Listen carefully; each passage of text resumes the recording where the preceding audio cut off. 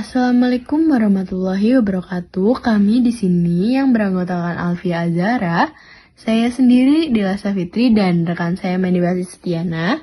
Di sini kami akan menjelaskan mengenai perusahaan Shopee. Yang pertama kita akan bahas mengenai profil Shopee. PT Shopee International Indonesia merupakan perusahaan yang bergerak di bidang penjualan produk secara online. PT Shopee International Indonesia dikenal dengan aplikasi Shopee.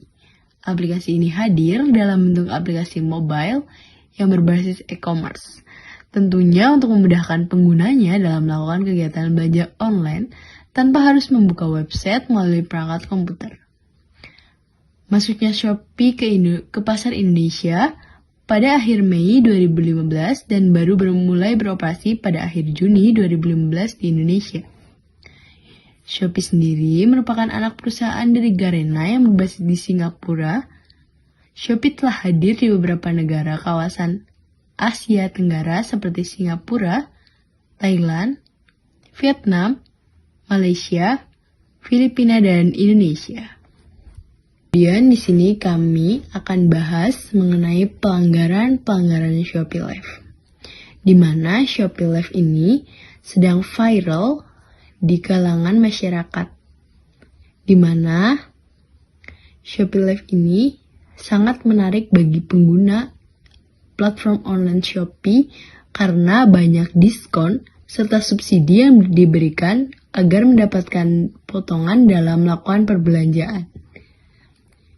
Dan di sini Shopee Live merupakan platform streaming langsung di aplikasi Shopee yang memungkinkan Anda, para pengguna, untuk menonton konten terkait produk dan dapat berinteraksi langsung dengan penjual.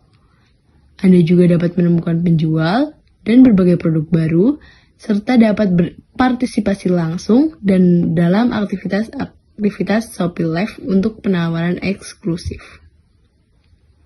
Sehingga memudahkan Anda dalam melakukan pembelanjaan agar tidak terjadi kesalahpahaman atau kekeliruan pembelanjaan. Kalian dapat menanyakan langsung mengenai produk yang akan kalian beli sehingga dapat memudahkan Anda dalam melakukan pembelanjaan. Kemudian, materi selanjutnya akan disampaikan oleh rekan saya yaitu Mendiwati Setiana. Selanjutnya saya akan menjelaskan jenis pelanggaran Shopee Live. Yang pertama ada keamanan anak di bawah umur.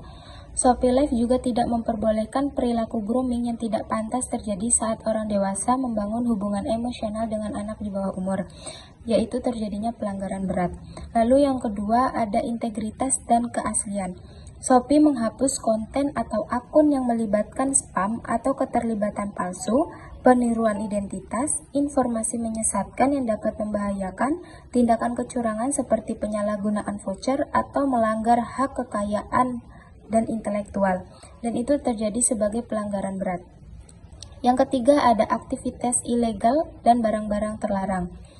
Shopee melarang perdagangan, penjualan promosi, dan penggunaan barang tertentu yang diatur. Konten-konten yang mempromosikan aktivitas ilegal dan barang-barang terlarang akan dibatasi dan diberikan penalti sesuai dengan ketentuan yang berlaku, dan itu terjadi sebagai pelanggaran berat. Yang keempat ada konten berkualitas rendah dan perilaku tidak pantas. Shopee memiliki beberapa ketentuan yang harus dipahami demi memastikan ketersediaannya konten promosi yang menarik dan interaktif.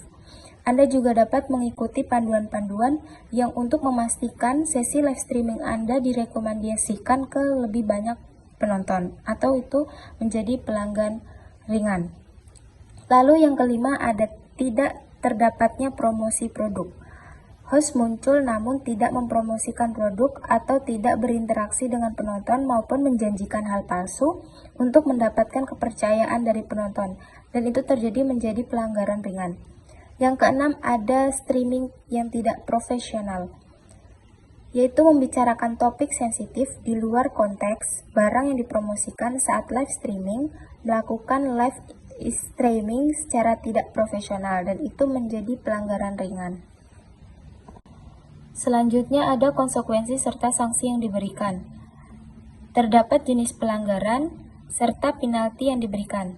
Jenis pelanggaran ringan yang dimana terdapat Jenis penalti yang diberikan yaitu peringatan tanpa adanya potensi kehilangan akses fitur dari streaming.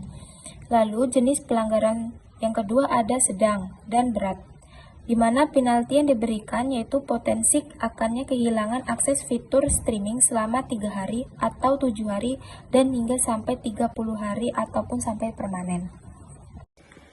Selanjutnya, di sini saya akan menjelaskan tentang problem and solution mengenai pelanggaran dalam Shopee Live.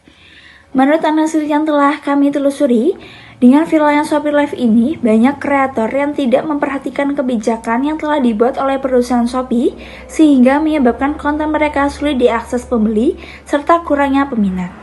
Hal yang paling sering terjadi yaitu interaksi host tidak profesional, kurang interaksi dengan calon pembeli, sehingga terkena penalti dan membuat toko mereka kehilangan fitur streaming.